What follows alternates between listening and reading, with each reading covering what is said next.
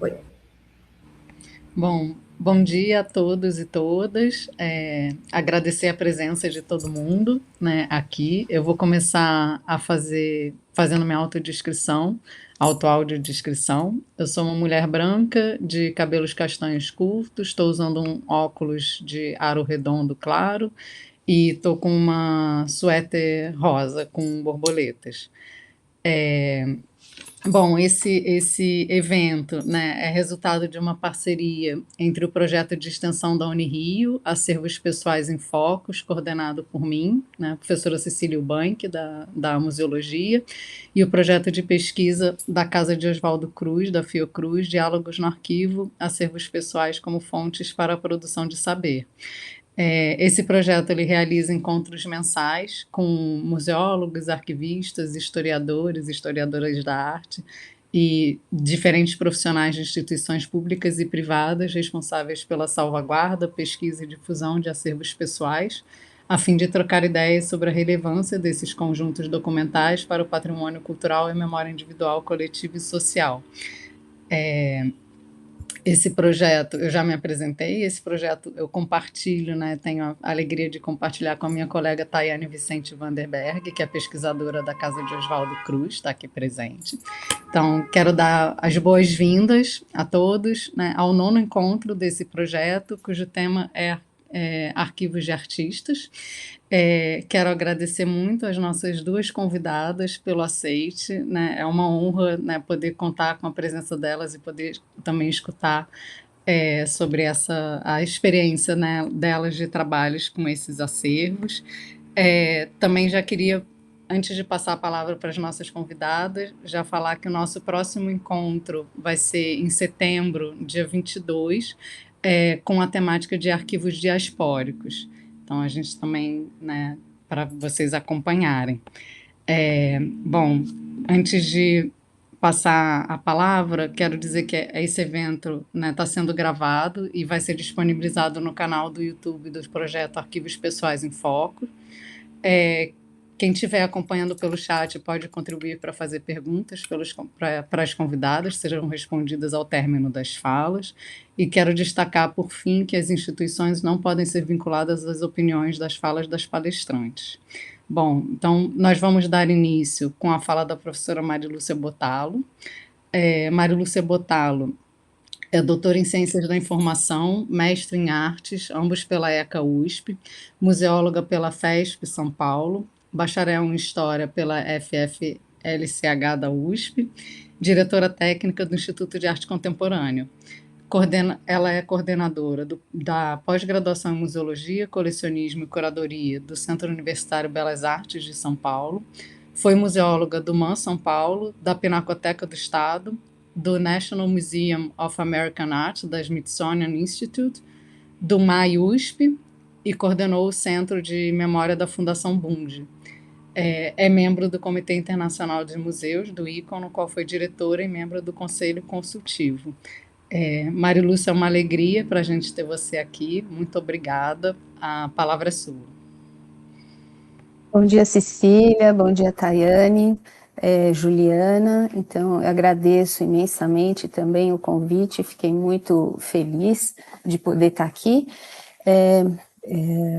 E também honrada de poder representar a minha instituição, o Instituto de Arte Contemporânea, e contar um pouquinho do que a gente faz lá. Eu vou compartilhar aqui a minha apresentação, e eu acredito que a gente tem que fazer antes uma audiodescrição, é isso?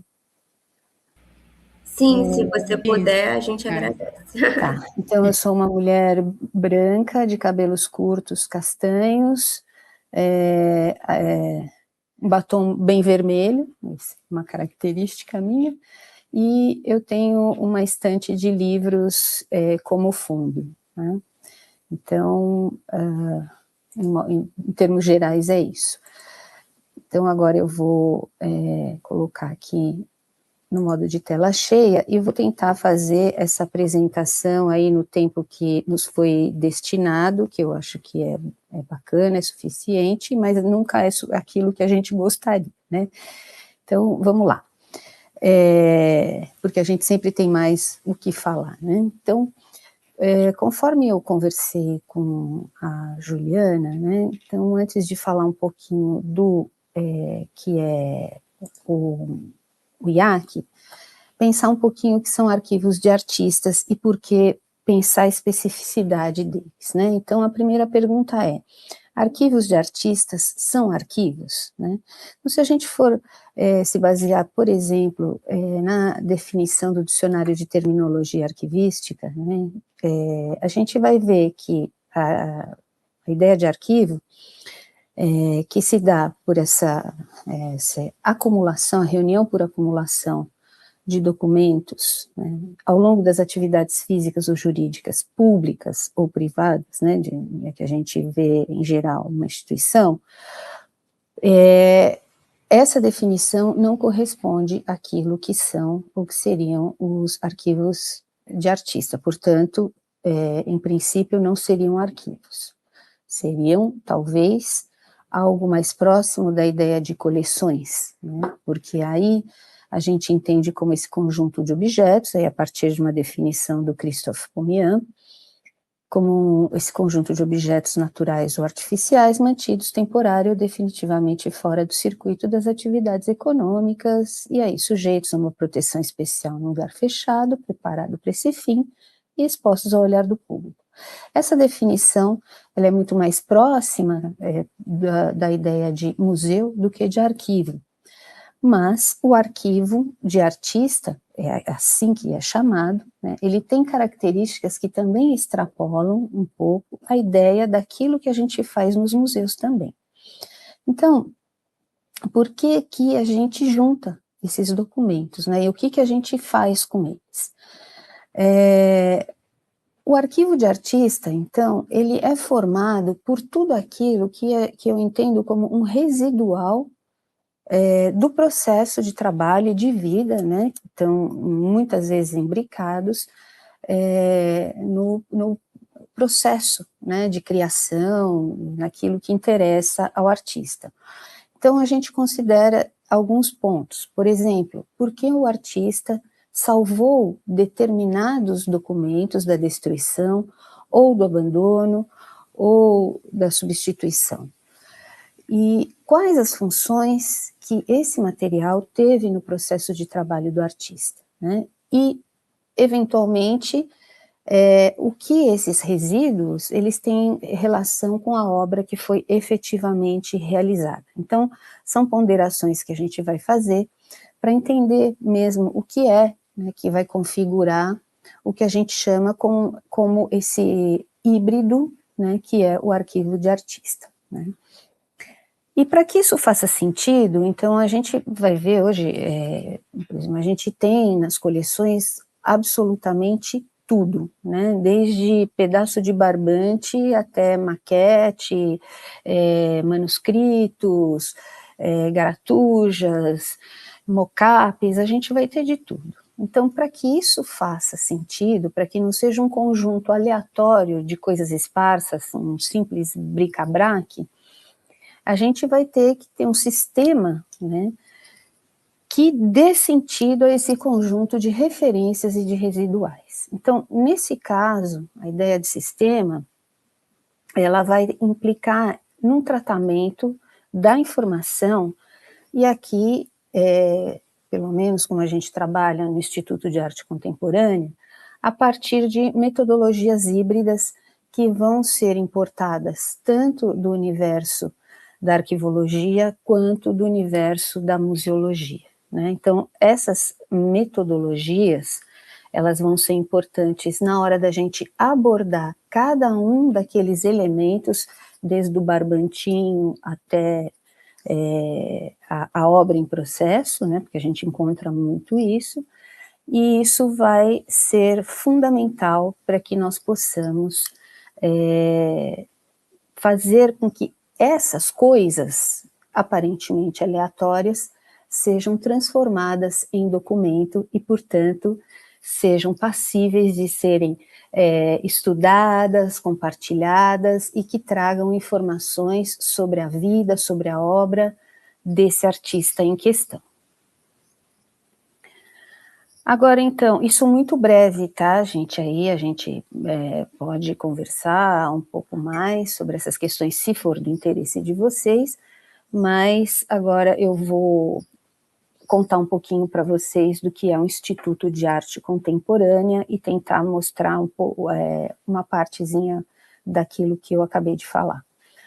Então, o IAC foi fundado em 97 por Raquel Arnaud, que é uma galerista, né, de São Paulo.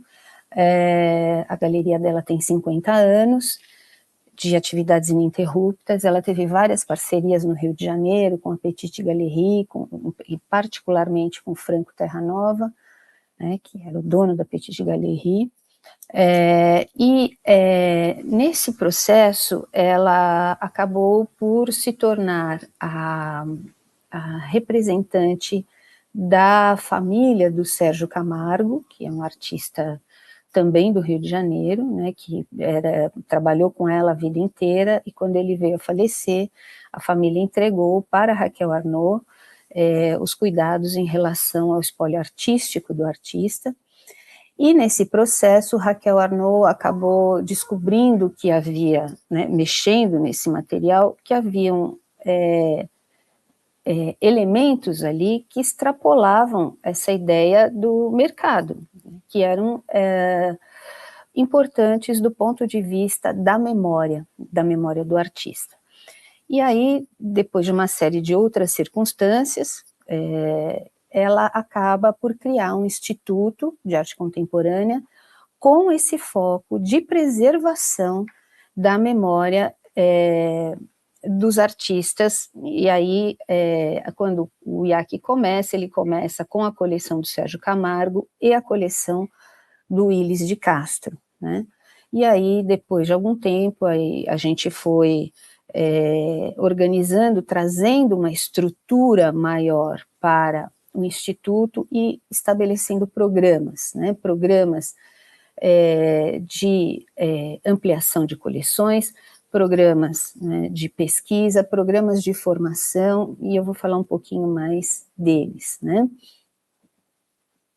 Aqui também uma vista, para quem não conhece, e se as pessoas, não sei quem está nos ouvindo, mas quem for de fora de São Paulo e for para a cidade em algum momento, eu convido já todos que vão nos visitar, né? Então aqui a fachada, essa fachada, a imagem à direita é essa escada amarela ou dourada é uma instalação da artista Carmela Gross, né, que ocupou todas as escadas do prédio, né, com essa instalação. Aqui é o nosso, enfim, receptivo, no qual a gente tem todas as produções nossas de livros, catálogos e múltiplos, né, que a gente produz com o apoio dos artistas, né, e de suas famílias. Aqui uma vista breve da nossa reserva, bem arrumadinha, né, quer dizer, ela também estava posando para a foto, a reserva técnica. À direita a gente tem a sala de pesquisa, né, onde a gente recebe os pesquisadores. E aqui é só um panorama bastante breve das coleções que a gente tem. Inicialmente tínhamos artistas falecidos, né, e depois fomos incorporando alguns artistas vivos, e isso aconteceu por iniciativa dos próprios artistas. O primeiro artista vivo que entra na coleção é o Cérvulo Esmeraldo, né, que é um artista cearense maravilhoso.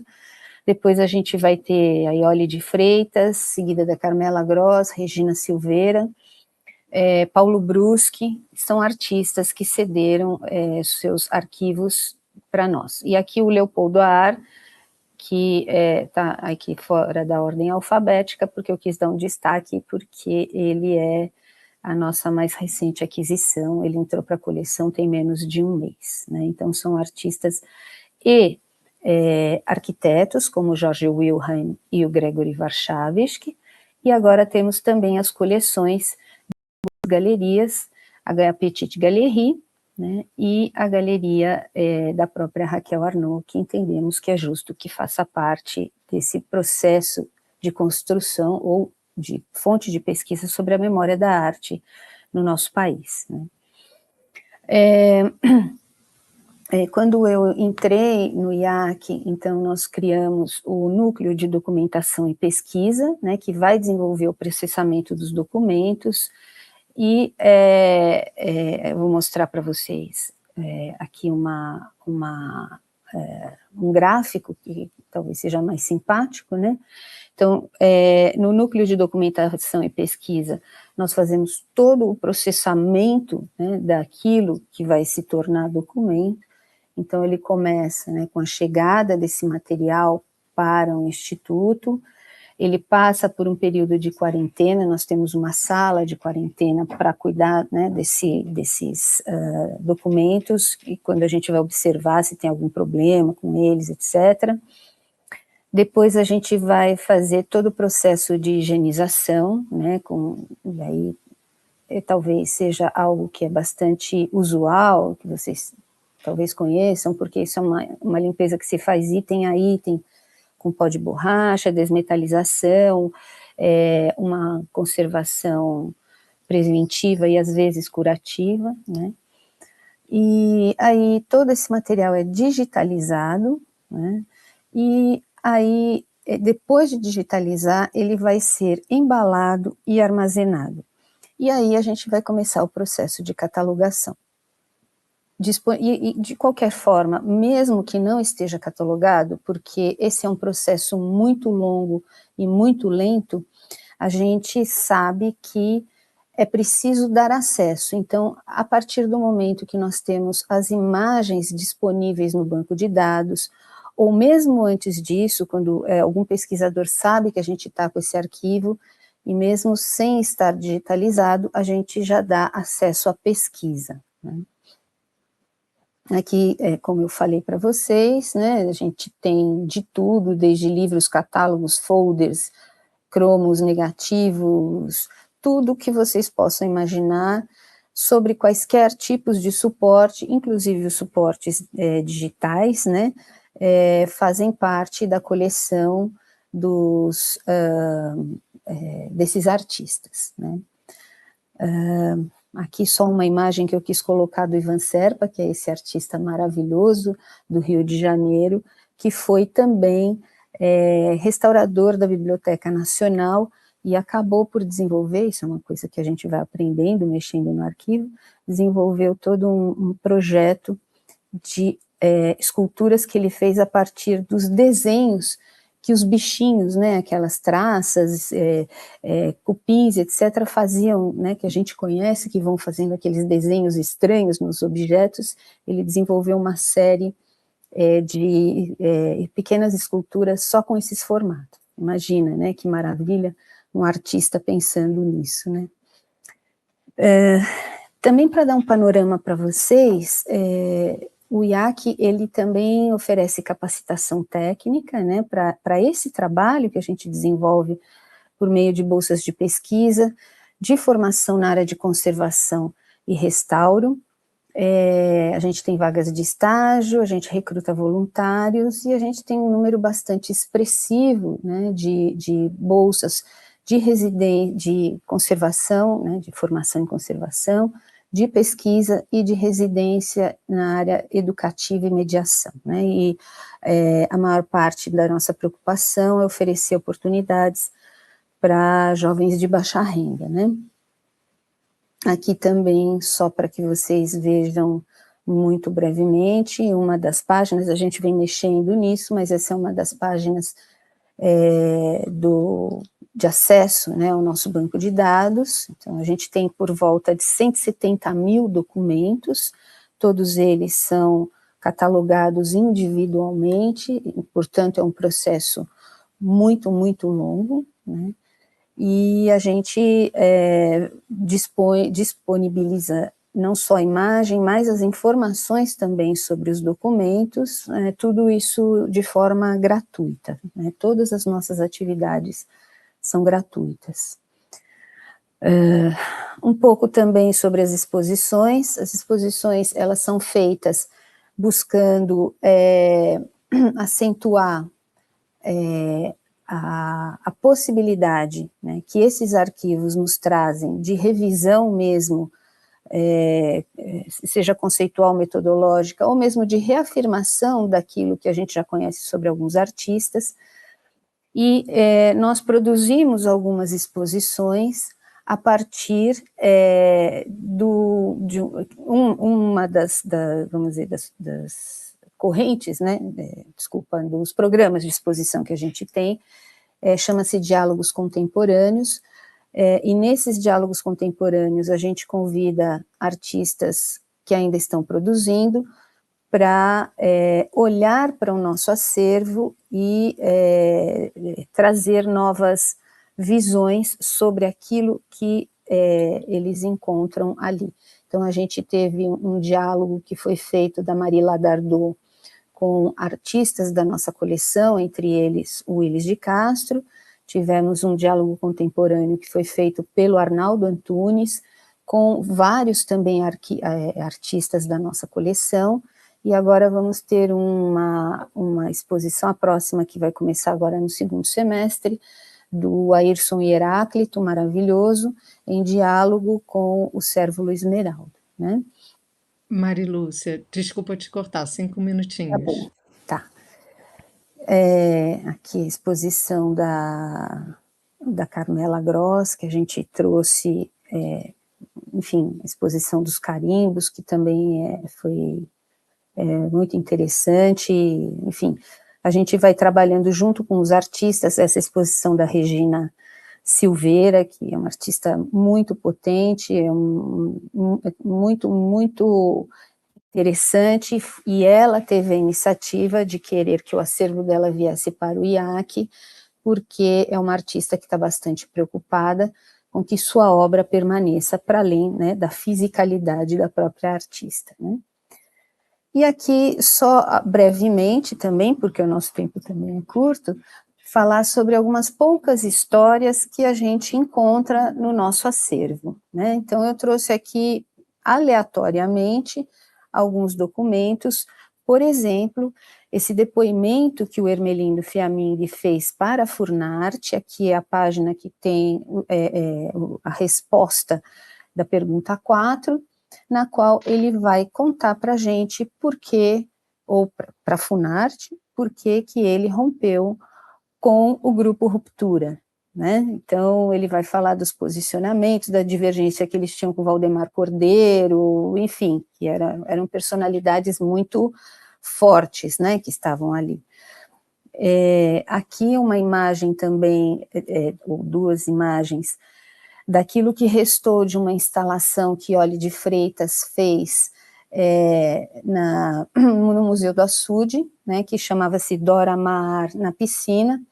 Essa obra foi soterrada por um deslizamento de terra que aconteceu há muitos anos atrás, e o que sobrou dessa instalação, porque a artista decidiu nesse momento que aquilo era uma indicação de que o tempo daquela escultura havia terminado, então ela fez outra coisa para o museu, não refez essa obra, e o que nós temos dela é esse registro de duas imagens, algumas anotações e uma pequena maquete, né, que são testemunhos de que essa obra de fato já existiu.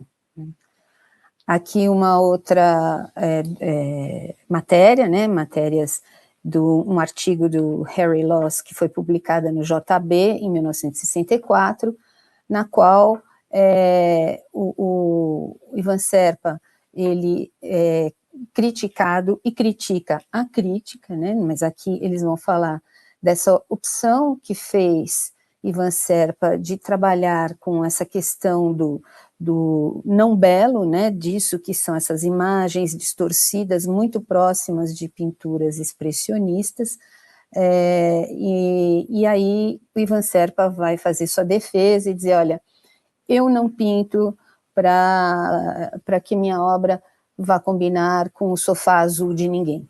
Então, eu pinto porque é importante e, se não gostarem, azar. Então, mais ou menos isso, né? Então, ele vai se posicionar e a gente vai descobrindo essas coisas através desses documentos.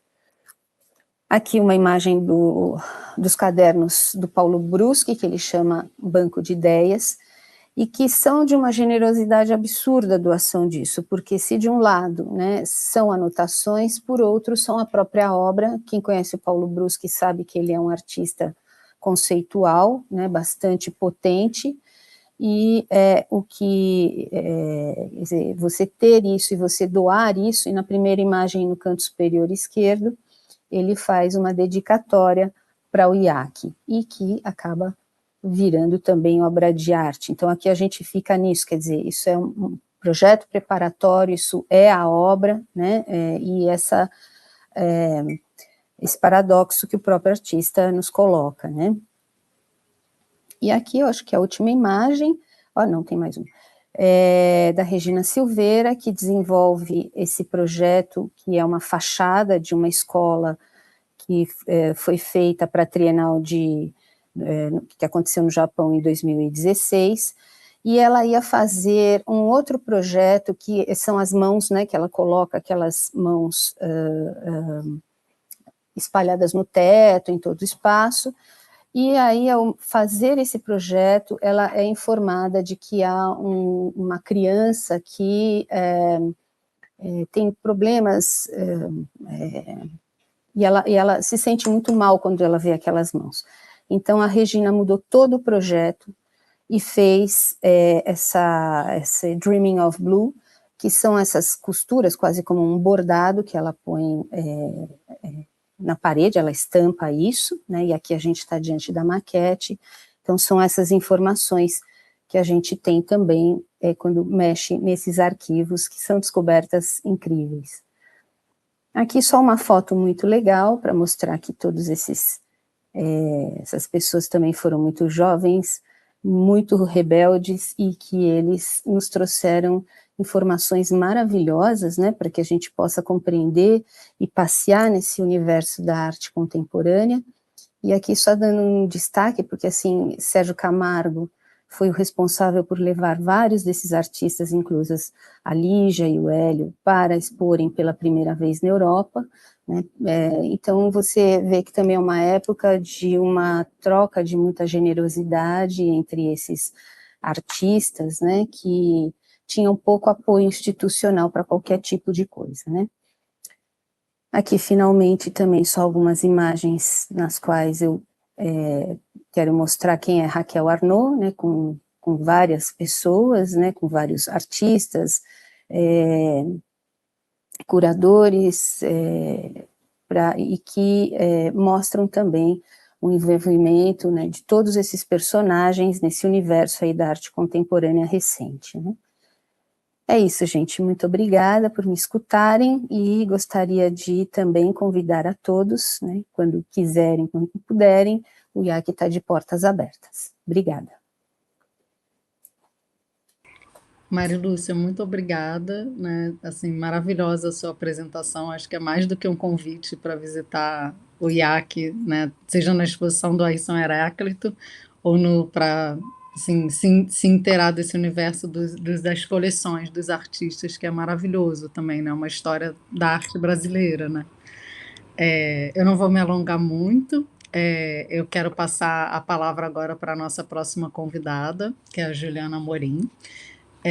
Juliana Amorim é arquivista e pesquisadora, mestre em História, Política e Bens Culturais pela Fundação Getúlio Vargas, especialista em Gestão Eletrônica de Documentos pela Universidade Estácio, em Gestão Cultural pelo SENAC, em Curadoria, Museologia e Gestão de Exposições pela Estácio e Literatura Brasileira pela UERJ. Possui mais de 15 anos de experiência em arquivos pessoais, descrição arquivística, pesquisa histórica, preservação documental e difusão de acervos culturais. Coordenou o arquivo dos acadêmicos da ABL, da Academia Brasileira de Letras, e atuou na organização e tratamento técnico de importantes acervos pessoais, entre os quais o do artista plástico Tunga e do cantor e compositor Cazuza. Desde 2022, desenvolve atividades de pesquisa, organização, descrição, preservação e difusão do acervo pessoal do Gilberto Gil, que é o que nós teremos, né, assim, a alegria de escutar a Juliana falando hoje, e atua também no acervo arquivístico do Museu do Amanhã, e participa como bolsista de projetos na área de políticas públicas culturais da Fundação Casa de Rui Barbosa e organização e difusão junto ao arquivo do Cídio Cardoso na Fundação Fernando Henrique Cardoso. Juliana, muito obrigada pelo aceite, né, do convite, também, né, assim, uma alegria ter você aqui com a gente e fazer essa dobradinha com a Mari Lúcia. Então agora a gente vai para um outro tipo de artista, e é isso, Juliana, a palavra é sua, muito obrigada. Obrigada, Cecília. Bom dia a todo mundo. Bom dia, Mari Lúcia. Parabéns pela apresentação. Obrigada por seu tempo, por nos apresentar o acervo tão rico que eu não conheço. Tenho vontade de ir também presencialmente, tá? Assim que eu estiver em São Paulo, tiver um tempinho, eu irei. Bom dia, Tayane. Bom dia a todo mundo. Queria primeiro agradecer, fazer uma autodescrição. Sou uma mulher branca, com cabelo na altura dos ombros, ondulados, louro, pintado de louro, uso um brinco de raio laranja e estou com fundo branco. Queria agradecer a Tayane por esse convite. Eu estou um pouco enferrujada para falar assim em público, falava mais no tempo que eu trabalhava na BL, mas eu acho que o acervo do Gil, ele traz tanta curiosidade das pessoas, né? E a Tayane já tinha me feito esse convite, e eu primeiro fiquei meio receosa, falei, nossa, eu não sei o que eu posso falar e tal. Chegou um momento que eu falei, só vai, né? A gente, como a gente pensa, nunca está preparado para falar, mas a gente sempre, quando começa a falar, tem muita coisa para falar. E quando eu montei essa apresentação, isso foi muito bom para mim, porque me trouxe várias reflexões sobre a nossa área, sobre a valorização do arquivista. Então, eu agradeço muito o convite da Cecília e da Tayane, a insistência da Tayane para eu falar do acervo do Gil, tá? Que é um acervo, como vocês vão ver, que tem várias reflexões, e é um acervo de artista, mas também é um acervo familiar. O Gil também tem a área política, o Gil tem a pessoa física, o CNPJ, então ele me traz muitos desafios. E eu quero falar também que se eu estou aqui no acervo do Gil, uma pessoa... tivemos antes uma galera que veio, que abriu o caminho para mim. Então, assim, quando eu cheguei no acervo do Gil, em 2022, eu e a Ana Renata, uma amiga minha arquivista também, nós já pegamos esse acervo bem organizado, tá? Eu não peguei esse arquivo do zero, totalmente desorganizado, não. Ele teve uma organização, sim, e a ideia foi, a Flora Gil, esposa do Gil, a ideia foi fazer um levantamento documental do que tinha desse acervo fisicamente para fazer a doação para a Academia Brasileira de Letras. O Gil já tinha tomado posse como acadêmico, tá? Então, assim, veio um pessoal legal que abriu o caminho, tá? Que abriu o caminho para a gente, e eu só dei continuidade ao trabalho e os desafios que eu venho enfrentando.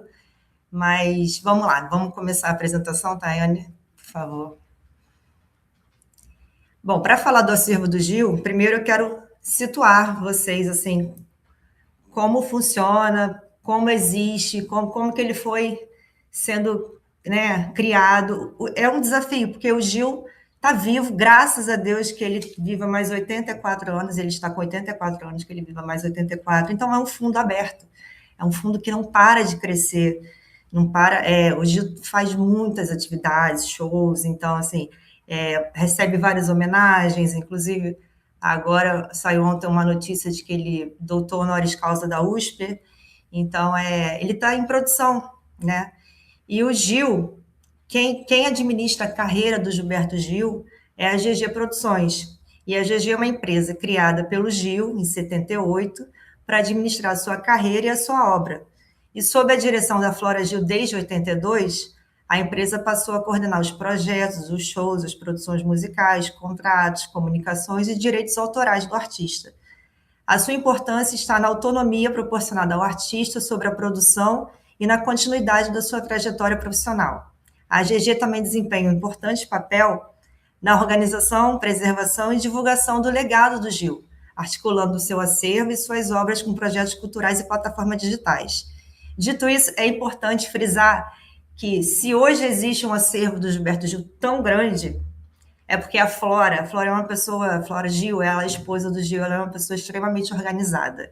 E ela tem pavor de acúmulo de coisas. Então, o acervo, chegou um momento que o acervo estava acumulando um tanto de produção que o Gil faz, e ela tem essa visão de organizar do legado do Gil, de cuidar da carreira dele, do legado dele.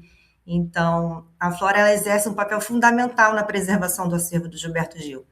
Então, além disso, ela é uma super produtora do acervo do Gilberto Gil, porque ela fotografa, filma tudo do Gil. Então, assim, tanto da profissional, mas também o que o público adora ver, que é a intimidade, é ele tocando um violão em casa, ele tirando um cochilinho no sofá.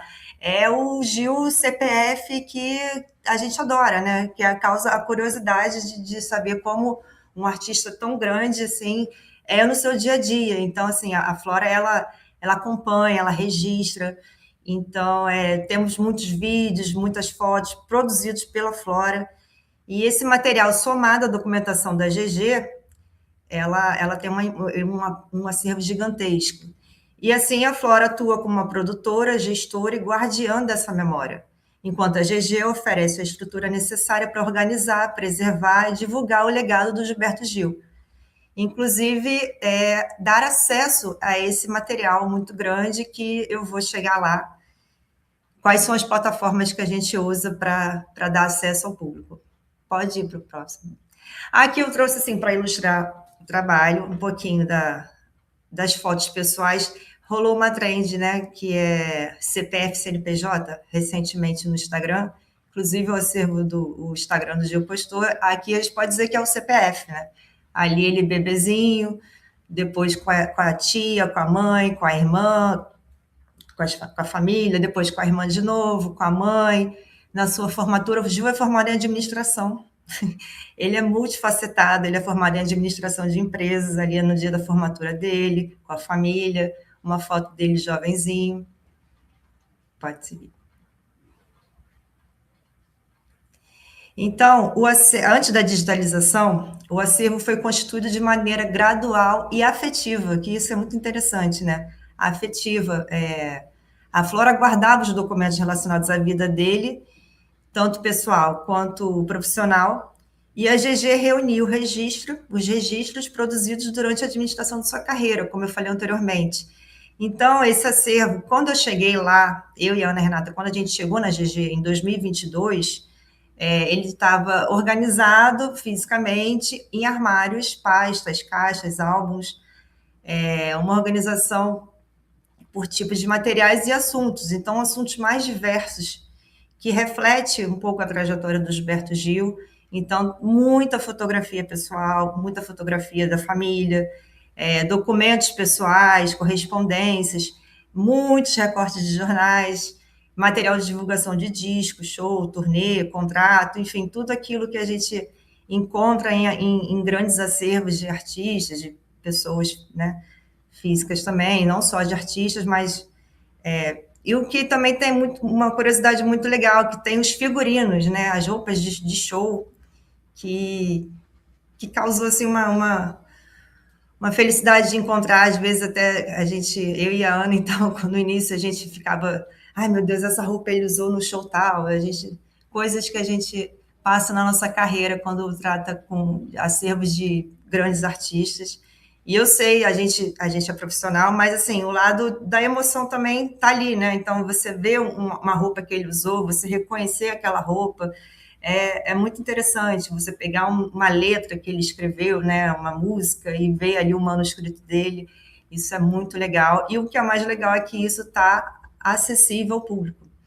Então, com o passar do tempo, esse conjunto recebeu um tratamento mais sistemático, como eu disse. Quando nós chegamos, já tinha uma organização. Então, o material foi identificado, foi selecionado, foi descrito, uma parte foi digitalizada, e parte desse acervo passou a ser armazenado no Drive do acervo do Gilberto Gil, que é a minha salvação, é o Drive também, graças à Fafá, que é produtora na GG, ela que criou esse Drive lá atrás. e eu só dei continuidade também. Hoje em dia o Drive é onde a gente trabalha bastante para armazenar os documentos que já são nata digitais, ou aquele que a gente digitaliza. E os registros pessoais da Flora também permanecem, eles estão no iCloud dela, que eu tenho acesso, então a gente tem esse acesso das fotografias e dos vídeos produzidos pela Flora. E então é uma seleção que foi disponibilizada também em algumas plataformas. Eu não quero falar disso agora, porque eu vou chegar nesse momento. Pode passar para o próximo. Aqui mais fotos, assim, vocês, né, sabem que a família do Gilberto Gil é uma família, o acervo dele acaba sendo, o desafio, é um acervo pessoal, artista, profissional, familiar. Olha quantos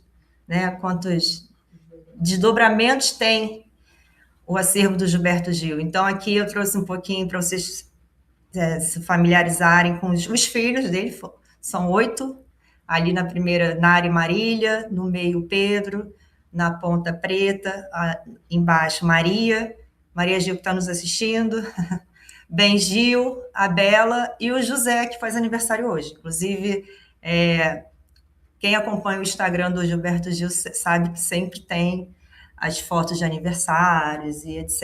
E as fotos de aniversário também passam pelo acervo. Também o acervo serve como uma fonte, né? A gente bota uma foto da pessoa, uma foto do evento e etc. Pode seguir.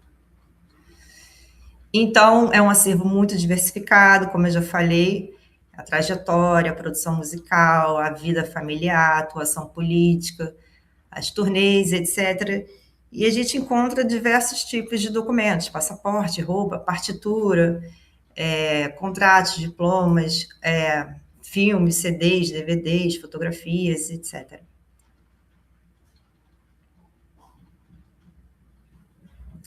Em número, o acervo físico do Gil, ele está composto da seguinte forma: 83.598, nossa, número bem exato, de itens iconográficos, 15.739 textual, 707 audiovisual, 26 indumentárias. Sendo que eu quero fazer uma observação para o textual, desses 15.739, 14.820 é periódico, né? É de recorte de jornal e revista, e uma parte menor é correspondência, os cadernos com textos que o Gil produziu, reflexões, letras de músicas que ele ia compondo, documentos pessoais, material de divulgação, roteiro, texto, trabalhos acadêmicos. Então, o que eu quero mostrar para vocês é que o acervo do Gil predominantemente é iconográfico, e hoje em dia, após essa doação para a BL, eu trabalho 99% com o acervo iconográfico, tá? Áudio e vídeo, inclusive vídeos e fotos. Aqui eu trouxe um exemplo de documento textual. Não sei se vocês estão conseguindo ver, mas tem o manuscrito aqui da letra de Aqui e Agora. E aí tem as rasuras, né? O que ele vai mudando conforme vai compondo. Trouxe uma letra também de Refavela, do mesmo ano, e do mesmo álbum também, Refavela, 77. Pode passar. Não Chore Mais, é uma versão, né? A versão de 79, e aqui eu e Caetano, não tem data identificada, é um texto sobre a amizade entre o Gil e o Caetano Veloso. E então a gente tem muito, muito disso, dessas divagações. Quem já viu o Gil dando entrevista e tal, sabe que ele gosta de divagar, de falar, e, enfim, é uma mente, né, muito pensante, que às vezes você tem que acompanhar o fio do pensamento dele, enfim. Então, tem muito isso também na parte escrita, que é interessante. Pode passar. E aí, é aquilo que eu falei, CPF, CNPJ, é um acervo que tem muito da vida pessoal, muito da família, e também da vida profissional. o Gil não é só um cantor, compositor, ele também teve uma carreira política, ele foi nosso ministro da Cultura durante 5 anos, né? Foi vereador em Salvador em 89, então, membro da ABL, é um artista multifacetado. E aqui eu trouxe algumas fotos de carreira do início ainda, para vocês verem. Então, essa primeira, então, ele ainda bem jovenzinho. Pode passar. E aí, do físico às plataformas digitais. O Gil é um conhecido pelo Brasil inteiro, até pelo alguns países do mundo, né? Faz show fora. Então, assim, ele tem um apelo popular muito grande.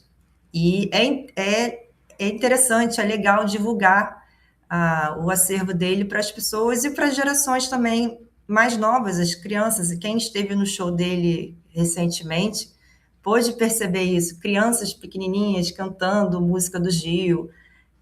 E isso é bem legal, porque ele tem um público de todas as idades, enfim, todas as classes, e isso é bem legal. Então, assim, o acervo do Gil, fisicamente, ele foi transferido para a Academia Brasileira de Letras em junho de 23. Então, fisicamente, ele está na BL. Temos documentos, fotos, negativos. Então, quem quer consultar o arquivo físico é na BL. Na GG Produções está o arquivo digital, tá? Então, tem essa diferença. O drive do acervo do Gilberto Gil é para organização, consulta do material digital. O drive é uma ferramenta interna, tá? Eu uso a produtora interna, a Fafaz, o pessoal da GG. E o site oficial, o Google Arts and Culture e o Instagram, a divulgação, o acesso ao público. Também temos Spotify, enfim, YouTube, mas eu vou focar mais nesses 3, porque é que tem diretamente o acervo. Pode seguir. Aqui Juliana, desculpa te cortar 5 minutos. Eita, vamos embora. Aqui, então, aqui é como funciona o Google Drive, tá? As pastinhas 2026, 25 e os temas. Pode passar para o próximo, que eu vou conseguir explicar lá. Mais uma ilustração. Olha como vocês podem ver. Gil no exílio, Gil dando autógrafo, Gil cantor, carnaval, ABL, recebendo homenagem do doutor honoris causa em Lisboa, e a sonequinha no sofá, que é praxe. Como eu divido o acervo, como eu organizo o acervo dele, por exemplo. Eu peguei um exemplo das turnês. Eu separo por turnê. Aqui eu dei o exemplo da turnê Tempo Rei. E dentro da turnê Tempo Rei temos as fotos e os vídeos separados por local, por data e também pelo nome do crédito do fotógrafo. Aqui um exemplo, ó. Foi um show em São Paulo, no Allianz, aí tem o show do dia 25, o show do dia 26 de abril, e o crédito do fotógrafo, que é super importante, a gente sempre coloca. As fotos da turnê Tempo Rei, algumas fotos ilustrando, nós temos no nosso acervo. Pode passar. A organização no Drive, ela está assim, segundo a teoria das 3 idades, 2026, a pasta de 2026 seria o meu arquivo corrente. Tudo que o Gil vai fazendo ao longo do ano eu vou botando por data cronológica. O arquivo de 25 seria o meu arquivo intermediário. E o arquivo permanente, ABL, Camarote Expresso 2222, que é lá em Salvador, campanhas, capas, enfim, tudo aí que vocês estão lendo, família, fotógrafos, os ensaios fotográficos que o Gil faz, shows, festivais e turnês, enfim. Ministério da Cultura também é uma pasta bem rica, que tem bastante foto, bastante material. Pode passar. Ó, separei algumas fotos legais da época de ministro, Ministério da Cultura, que tem bastante material. Pode passar. Então, o que muda quando o arquivo vai para a internet, né? No arquivo físico, o documento está guardado, organizado e preservado. na plataforma digital, ele passa a ser acessado, compartilhado, contextualizado, e isso amplia muito o alcance na memória do Gil. Né? O Gil já tem um alcance na memória gigantesco, mas é importante, essas plataformas têm um papel importante nesse alcance maior. Uma pessoa nunca teria acesso à caixa, pessoas que nunca teriam acesso a caixas, às fotografias, os documentos originais, podem encontrar esse material na internet. Próximo. Então, assim, o site oficial, gente, é importante ter um site oficial, apesar de existir Instagram, não deixem de ver o site. Tem as datas de show, onde comprar, temos também linha do tempo, fotos, pode passar. Ó, linha do tempo, músicas, vídeos, fotos, textos. Depois vocês, por favor, entrem no site para entender o que eu estou falando também, para conhecer. Fora que o site está renovado, ele foi atualizado recentemente, pode passar. Ó, peguei essa letra pela internet, não por acaso, que tem tudo a ver com o nosso tema, né? Então, temos lá as letras, o comentário do Gil, como foi o processo criativo, então, a gravação, pode passar. Então, chegamos na plataforma Google Arts and Culture, que é uma plataforma, enfim, que a gente usa para divulgação.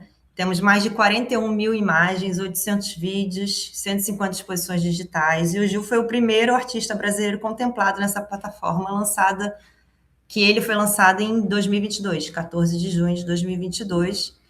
Pode passar. A gente faz uma seleção do Drive, dos itens que irão para a plataforma. Aqui é o processo de como o documento sobe para a plataforma. Eu tenho uma companheira maravilhosa, que é a Cristina Dória, que me ajuda com isso, e temos também a assessoria do Google, com a Isabela, e a gente seleciona os itens, nem todos os itens sobem, porque é muito item, muita foto, então a gente faz uma seleção e preenche esse Excel, pode passar para o próximo. E aqui é a carinha dele internamente, tá? O pesquisador não vê isso, quem vê isso é a gente que sobe os documentos, então como é que fica a plataforma por dentro. Pode ser. O Instagram, eu tô acabando, juro. O Instagram do Gil, quem não segue, por favor, sigam, que é muito legal. O Instagram, ele é atualizado diariamente, gente. Esse aqui é um print do início da semana, já tem mais foto, já mudou. Então, o Instagram do Gil também é uma importante ferramenta de divulgação, preservação e ativação de sua memória. Ela é gerenciada e articulada com a GG e a Jangada Comunicação.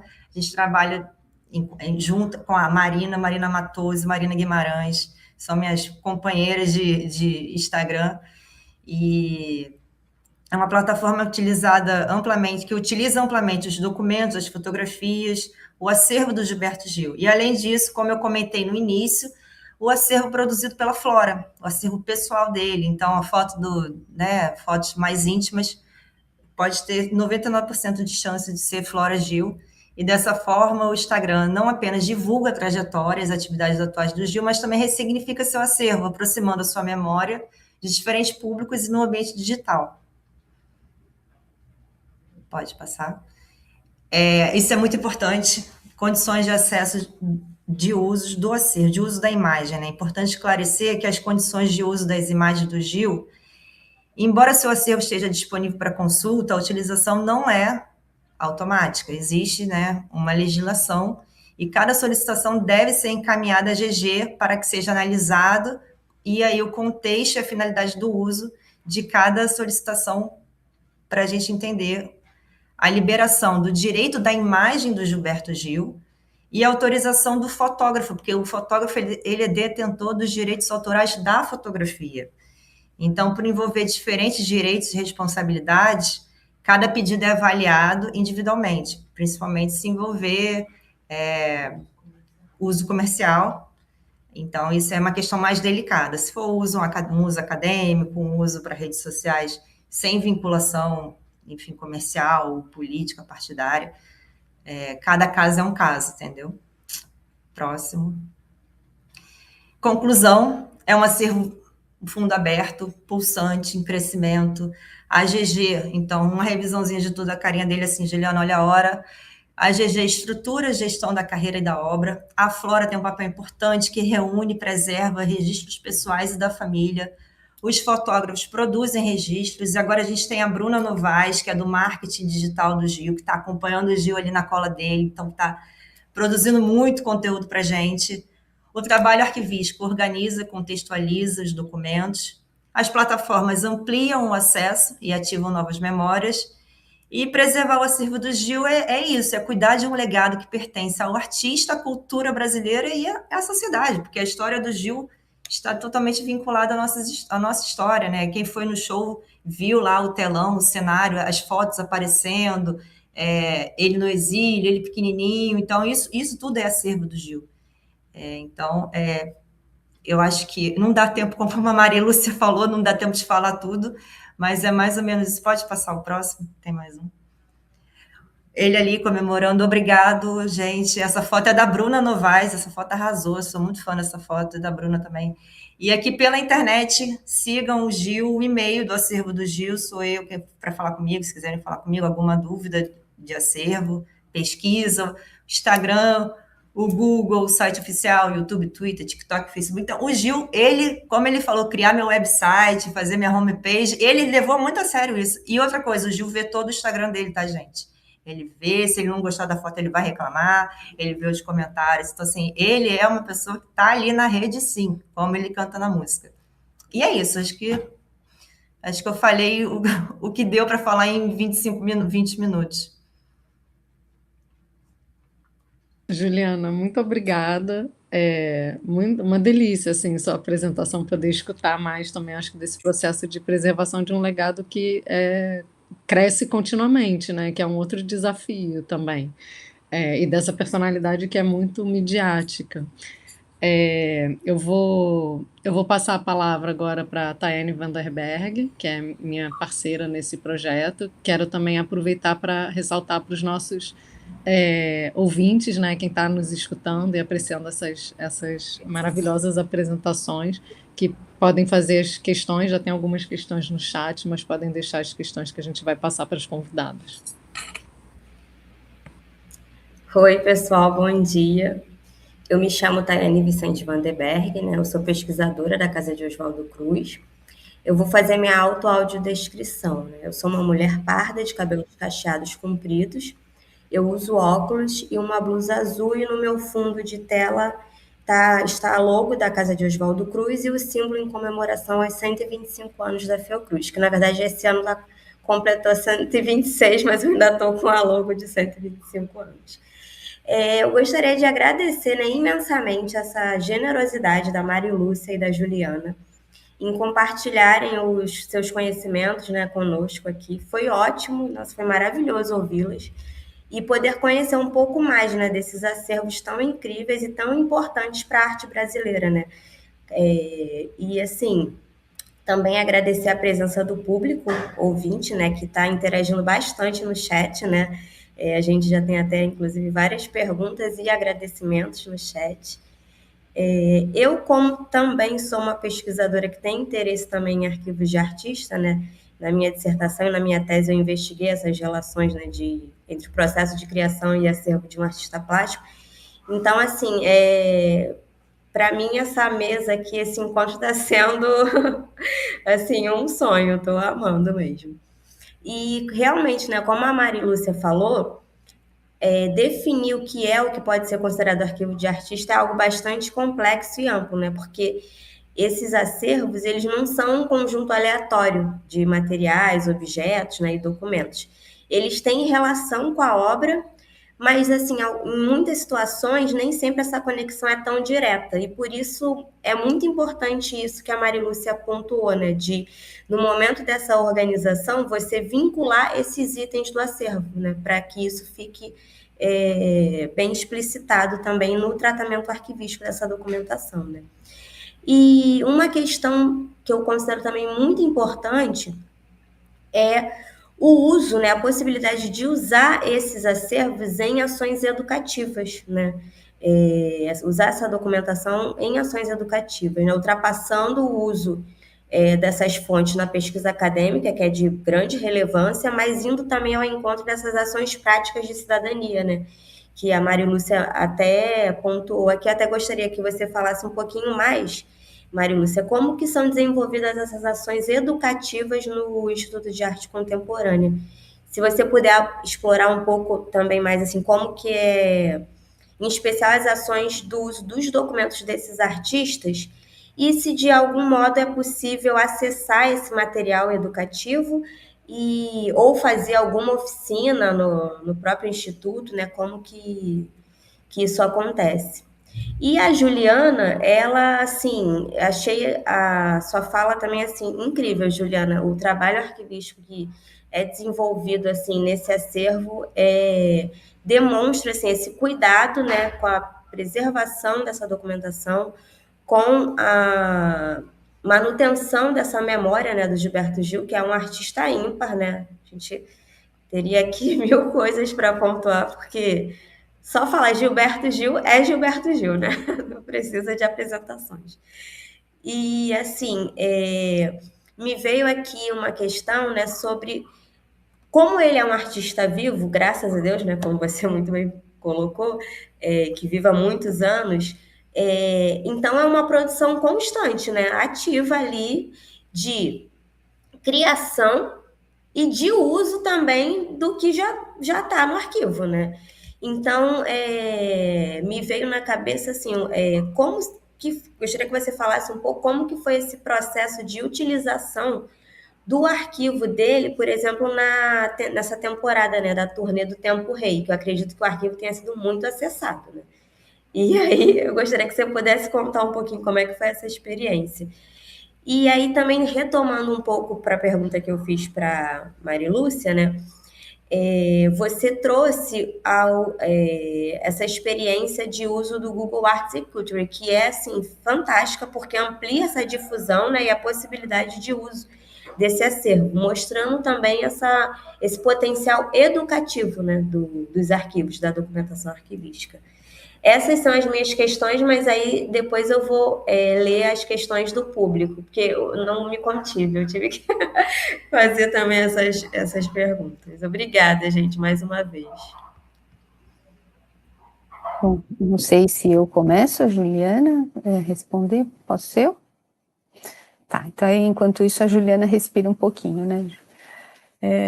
Vamos lá. Então, a gente tem vários usos, né, da coleção, Tayane, não só para pesquisa, a gente quer ser assim, a nossa, vamos dizer, missão talvez seja essa de nos tornarmos referência como fonte de pesquisa, mas essa pesquisa não precisa ser necessariamente acadêmica, né, ela pode ter outras facetas. E uma delas é esse aproveitamento do ponto de vista da ação educativa. Então, nós temos um programa de bolsas, né, que eu falei muito brevemente, mas uma dessas bolsas é a Bolsa de Residência Educativa, e ela se chama residência justamente porque esses jovens vão para o IAC e vão fuçar as coleções, e esse ano eles decidiram trabalhar com a coleção do Carlos Zílio, né, que é um artista do Rio de Janeiro, um artista bastante conceitual, com uma história complexa, né, e assim, com várias passagens também dramáticas, né, prisão, exílio, enfim. E eles passam durante muito tempo olhando para essa coleção, mexendo na coleção, né, quer dizer, obviamente eles são instruídos de como fazer, de como se manipula, porque a gente também tem que cuidar, né, da preservação, então todos os cuidados de manipulação, como é que isso é feito, isso tudo é acompanhado pela nossa equipe. Mas eles vão, durante um bom tempo, olhar, e aí é uma organização da própria Bolsa de Residência, né, então eles vão fazer propostas distintas de como publicizar, de como compartilhar aquilo que eles descobrem no arquivo.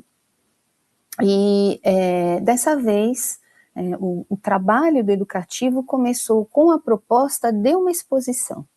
Então, eles acabaram de organizar isso. Alguns documentos, quando eles são muito frágeis, aí a gente ajuda fazendo um facsímile ou uma digitalização, mas quando não tem, assim, nenhum problema, né, porque isso é feito no próprio espaço do IAC, né, então isso, eventualmente, a gente pode pôr o documento em si, né. Alguns são realmente frágeis, porque a gente sabe que o artista, nesse processo, alguns têm muito essa questão da memória, né, de preservar para o futuro, e outros não, usam materiais frágeis, etc. Mas, enfim, naquilo que interessa, eles fazem uma leitura sobre esse arquivo e eles propõem essa exposição e propõem as ativações. Então, tudo que vai acontecer a partir dali, rodas de conversa, trocas, orientação sobre quem é o artista, isso tudo é feito por esses jovens aí que fazem parte da bolsa, os bolsistas, mas com a orientação, no caso agora, nesse ano, de duas educadoras bastante experientes, né, que vão trazendo também para eles essa noção de que há distintas metodologias para você lidar com o documento. Então, enquanto a gente vai lidar com isso de forma a fazer com que toda essa massa documental faça sentido, eles vão aproveitar essa polissemia, quer dizer, eles vão fazer um recorte e vão trazer um olhar específico sobre essa coleção, né? Então, a gente faz isso e já fez de outras formas também, né? A gente já fez oficinas, por exemplo, nas quais a gente estava menos preocupado em mostrar o que é o arquivo de um artista específico, mas mostrar, por exemplo, para crianças, para jovens que vieram lá, o que é um arquivo. Então, a gente fez lá umas oficininhas nas quais crianças, é tão bonitinho, eles higienizavam, claro que era tudo facsímile, tá, gente, ou cópias, a gente não dava original para eles ficarem à vontade, né? Então eles higienizavam, todos com touquinha, com luvinha, depois eles faziam o processo curatorial, escolhiam as coisas, montavam a exposição. Então a gente tem feito algumas experiências nesse sentido, né? Eu acho que a gente tem que avaliar depois, a gente sempre avalia, mas tem dado bons resultados.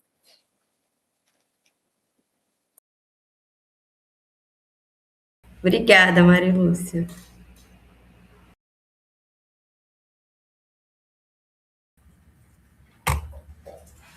Posso responder? Obrigada, Maria Lúcia, pelo esclarecimento também. Bom, você perguntou sobre a criação sobre o uso do arquivo do Gil na turnê Tempo Rei, né? Então, já aconteceu anteriormente na turnê da família, isso, e de ir ao acervo pessoal, pegar fotos da família e etc. Quem viu o Nós a Gente, a turnê Nós a Gente, já se deparou com... Estou falando do tempo que eu estou no Gil, tá? Anterior a mim eu já não sei, mas assim, quando eu entrei, eu peguei justamente essa turnê Nós a Gente, que apareciam as fotos da família, mas não nessa proporção que foi Tempo Rei. Tempo Rei foi uma catarse. Quem assistiu vai saber, sabe o que eu estou falando. Então, assim, o Rafael Dragô, ele é o diretor artístico da turnê, e, assim, ele pensou na estrutura, no vórtex que tem no centro do palco, no telão, em cada música, o que cada música conta uma história. Então, foi um trabalho criado por ele, e eu e ele, e a equipe dele também, a gente trabalhou nessa pesquisa sobre cada música. Ele queria contar uma historinha em cada música, então quem assistiu pôde acompanhar a foto dele pequenininho, aí transformando, aí ele ao longo da vida, envelhecendo, o exílio, então Beck em Bahia, cada música... Cálice, vou chegar no Cálice também. Então, cada música tem uma história que o acervo pode muito bem ilustrar essa história. Então, o Rafael Dragô, ele foi o diretor artístico e a gente sentou junto e falou, vamos vasculhar, vamos pesquisar, vamos ver o que funciona. Algumas não funcionaram, tiveram músicas que falou, não, melhor botar uma outra, né, uma coisa mais neutra. Outras funcionaram super bem, por exemplo, Andar com Fé, são vários vídeos do Gil andando, né? E esses vídeos são vídeos caseiros, a maioria é vídeo caseiro que a Flora registrou ao longo da vida dela com ele, em viagens. Enfim, foi juntamente com o diretor artístico do Rafael Dragô que a gente fez esse trabalho, que ficou encantador. Eu sou suspeita para falar, mas é isso. Tinha outra pergunta? A outra, na verdade, não era bem uma pergunta, mas é essa importância da difusão do acervo dele em outras mídias, né, em outras plataformas como o Google Arts and Culture, que eu acho que é uma plataforma, acho não, né, é uma plataforma assim, com potencial de difusão e de disponibilização de acesso, e para as pessoas conhecerem também, fantástica, né? Então, Sim. Assim, o potencial educativo também dessa plataforma é incrível. Aí, se você puder falar um pouco mais também. Muita gente ainda não conhece, é engraçado, né? Porque pesquisadores, quando venham até a mim, pedindo fotos do Gil e etc., eu falo, primeiro eu mando o link do Google Arts and Culture, e falei, olha, temos aqui dezenas de milhares de fotos, a pessoa fala, nossa, como eu não sabia disso antes. E assim, na questão educativa também tem planos de aula, isso é muito legal, tem planos de aula que pode usar, por exemplo, Cálice, e falar sobre aquele período. É uma plataforma que realmente eu também não conhecia, é uma plataforma nova, né? O Gil entrou na plataforma em 2022, em junho de 22, então, assim, 4 anos que está na plataforma, e eu acho que leva um tempo, né, um período para se espalhar, e ela, de fato, a gente monta exposições virtuais, então lá a gente já tem mais de 150 exposições virtuais que contam a história do Gil. Criamos recentemente, eu e a Cristina Dória, que é minha parceira no Google, a gente criou a exposição já do Tempo Rei, então vocês conseguem, assim, de uma maneira mais lúdica, entender a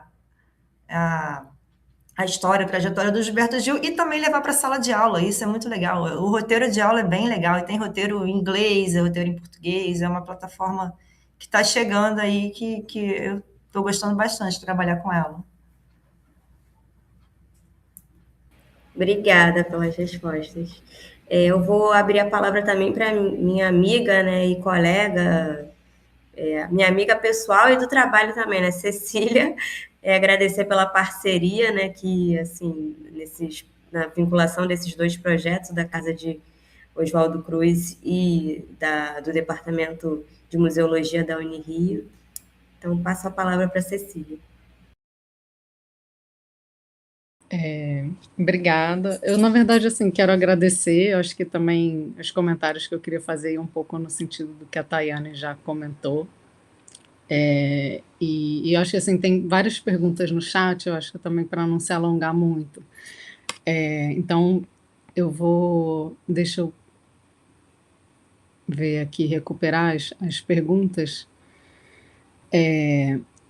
Eu vou tentar fazer, acho que de repente, um bloco de 2 perguntas, e aí Marilúcia e Juliana, né, comentam. Então, acho que a primeira pergunta é da Rosângela Brito, da UFPA, do Programa de Pós em Artes. Ela coordena e pesquisa um acervo artístico do Espaço Cultural Casa das 11 Janelas, em Belém, que é ligado à Secult do Pará. E tem uma pesquisa pela CNPq, que é uma pesquisa da chamada Universal, e aí pergunta para a Marilúcia a possibilidade de uma parceria e colaboração com essa pesquisa, porque estão com dificuldades de tratar e escolher o caminho de preservação do arquivo pessoal do artista Rui Meira, que está em fase de ordenação e pesquisa. Então, O Ive Merlo perguntou para a Juliana se essa documentação toda irá para a ABL. Não sei se acho também, acho que já respondeu um pouco, acho talvez na apresentação. E ela também, a Ive também, não sei se é ela ou ele, desculpem, pediu para a Juliana, Nós conhecemos. Então ele perguntou se poderia comentar um pouco sobre esse desafio de separar CPF e CNPJ na organização de um acervo pessoal. Tem muitos parabéns, né, assim, da Cristiane Moura, da Júlia Robin. A Cristiane Moura, eu posso fazer mais 2 perguntas ou fica muito para vocês comentarem? Vou fazer, então. A Cristiane Moura parabenizou pelo trabalho e pergunta para a Juliana se vocês fizeram um plano de classificação para esse acervo e como é possível separar as fotografias do que é pessoal e profissional. Acho que é uma pergunta semelhante a que foi feita. E a Juliana Robin também parabeniza e diz que pesquisa sobre moda. E tem uma pergunta para a Juliana sobre o acervo do vestuário, se tem um levantamento da quantidade de peças no acervo e se alguém faz esse trabalho de conservação. E aí eu deixo para vocês responderem, acho que fiquem à vontade, depois a gente passa para as próximas. Bom, então vamos lá. A Rosângela, obrigada, né, pela confiança também. Sim, as parcerias são bem-vindas, sobretudo quando a gente está lidando com acervos de universidades públicas, porque a gente entende, né, embora nós sejamos um projeto de iniciativa privada, a gente entende que a importância desses arquivos é de que estejam disponíveis ao público. Então, eu não sei o que mais vocês têm lá, eu sei que vocês têm bastante coisa, mas naquilo que for possível para a gente, claro que sim, a gente troca conhecimento, a gente vai se ajudando, então, com certeza, pode contar com a gente, né, isso aí é claro. A segunda é que eu acho que eu me perdi um pouco, Cecília, você tinha me falado alguma coisa, não sei se era para mim ou se era para Juliana, agora, desculpa. Eu acho que as próximas questões foram para a Juliana. Para Juliana. Embora eu acho que tenha essa questão do CPF e CNPJ, que eu acho que talvez seja uma questão pertinente para o acervo do IAC, né, assim, em questão de arquivo. Eu acho que isso é comum a todos os arquivos pessoais, porque a vida desses artistas, né, no nosso caso, arquitetos mesmo, ou das galerias, talvez seja um pouco diferente, mas acho que não, né, porque você confunde um pouco ali a personalidade, quando é muito forte, né, de quem criou esses espaços, né, tá bastante vinculada com toda uma série de decisões, né. Então, na verdade, eu não sei se há uma linha tênue, né, ou uma linha fixa, e talvez ela seja muito fugidia do que é essa diferença entre o público e o privado, mas é possível, né, quer dizer, algumas coisas que alguns artistas mesmos, eles nos ajudam, seus herdeiros, né, nos ajudam a delimitar, quer dizer, algumas fotos que são de família, de filho, essa coisa toda que, por exemplo, a Juliana já mostrou, quer dizer, essa questão da família, ela está muito importante. Para alguns artistas é fundamental que isso seja separado, né, mas depois, quando passa o tempo, a gente vai ver que isso também faz muita diferença quando você vai lidar na hora de entender como é que se dão as relações e de época, né, eu mostrei para vocês uma foto de amigos, né, em Paris, lá, curtindo, eles têm uma outra foto que eles acham uma moto no meio do caminho, eles sobem na moto para dar uma pinta de que são descolados e tal, e a gente tem, por exemplo, muitas fotos de festas que aconteciam, por exemplo, na casa do Volpi.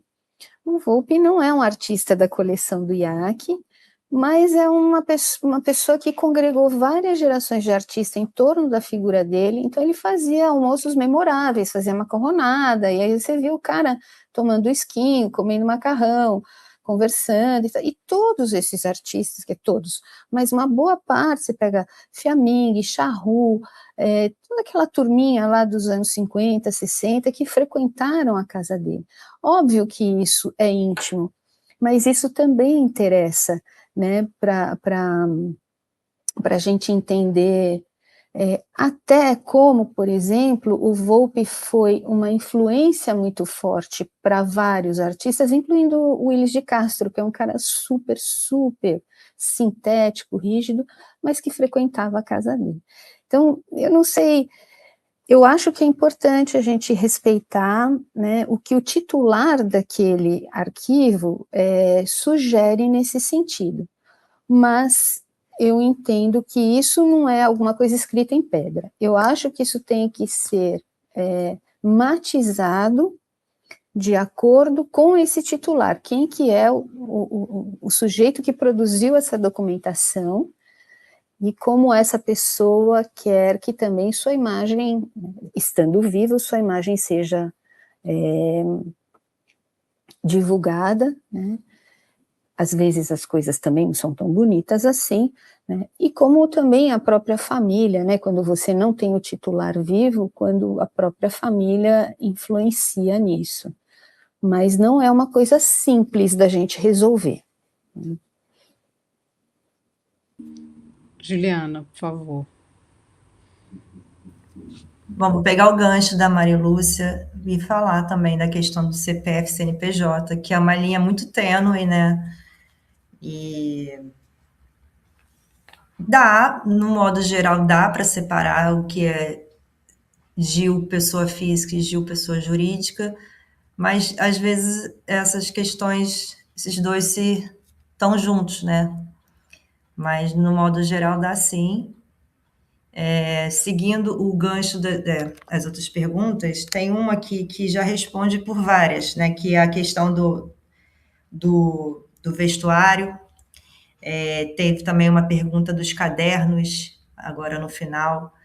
E a da Ive, a Ive, ela perguntou se esse acervo está na BL. Sim, ele está na BL, o acervo físico ele está na BL desde 2022, desde junho de 22. Então, os cadernos que... 23, os cadernos que perguntaram aí, agora eu não sei, desculpa, não li o nome, li muito rápido a pergunta, as roupas, enfim, tudo acervo físico está na Academia Brasileira de Letras, vocês podem consultar, inclusive a Maria Oliveira, ela é arquivista da BL, a Ana Renata, que trabalhou com a gente, também está na BL, então a Ana Renata também é uma ponte entre Gil e a BL, muito importante. Então, quem tiver interesse nesse acervo, mesmo que seja pessoa fora do Rio de Janeiro, porque a BL fisicamente é no Rio, pode entrar em contato com elas e elas vão fazer o possível para atender. Então, existe sim uma conservação das roupas. A BL é uma instituição, tem uma área de acervo assim, que ela é, enfim, referência. Ela né, a Tayane sabe muito bem disso. Eu trabalhei na BL há muitos anos, então, assim, está tudo muito bem conservado, está muito bem cuidado. Então, fiquem tranquilos que o acervo do Gil está super bem cuidado. E perguntaram do plano de classificação. Então, quando eu entrei no arquivo da GG, para organizar o acervo do Gil, na verdade, eu entrei para fazer o levantamento, porque o arquivo já estava organizado. E sim, existia, sim, um arranjo, existia um arranjo documental, e eu e a Ana Renata, a nossa decisão foi de não mexer nesse arranjo, até porque é um acervo tão grande e a gente ia ter um retrabalho e o arranjo funciona. Então, o arranjo, ele é separado, assim, carreira pessoal, carreira profissional, vida pessoal, e aí vem política dentro. Então, assim, existia, assim, esse arranjo já estava feito e a gente só deu continuidade ao que vinha depois. Então, o levantamento e novos acervos que estão chegando. Então, existe, sim, um arranjo documental e ele foi respeitado. Acho que eu respondi tudo, não sei. Tem alguma faltando? Não sei. Acho que sim, você já se adiantou na última pergunta, então já te agradecer também, Juliana. Eu acho que é isso, assim, tem muitos parabéns e muitas felicitações pela fala das duas, né, palestrantes. Eu acho que também a Maria Oliveira, também acho que agradecer a presença tanto da Maria Oliveira como a Ana Renata, né, que foram mencionadas e que estão aqui presentes. Maria está falando agora que ela vai pedir uma música para o Gil do Rearquivo. Então, acho super pertinente e é isso, eu acho. Queria muito agradecer, né, Mário Lúcia e Juliana, foi um prazer escutar vocês, as experiências, com esses arquivos, né, acervos, coleções são tão importantes e tão múltiplos, né, nas suas possibilidades de abordagem e de divulgação. Acho que isso também é muito interessante para a gente que trabalha com o acervo conseguir dimensionar, né, esse trabalho de divulgação. E é isso, acho que não sei se a Tayane quer falar mais alguma coisa. Queria agradecer muito também a todos os ouvintes que ficaram também até o final pelas perguntas, pelas interações. Para a gente também é uma alegria, né? Eu só gostaria novamente, né, de agradecer a presença de vocês aqui. Foram falas assim muito enriquecedoras mesmo.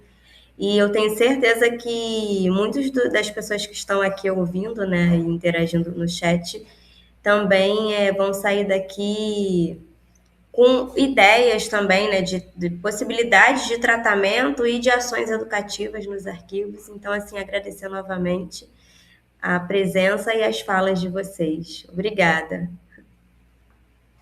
Obrigada, gente. Muito obrigada. Obrigada, pessoal. Então, é isso. Acho que a gente encerra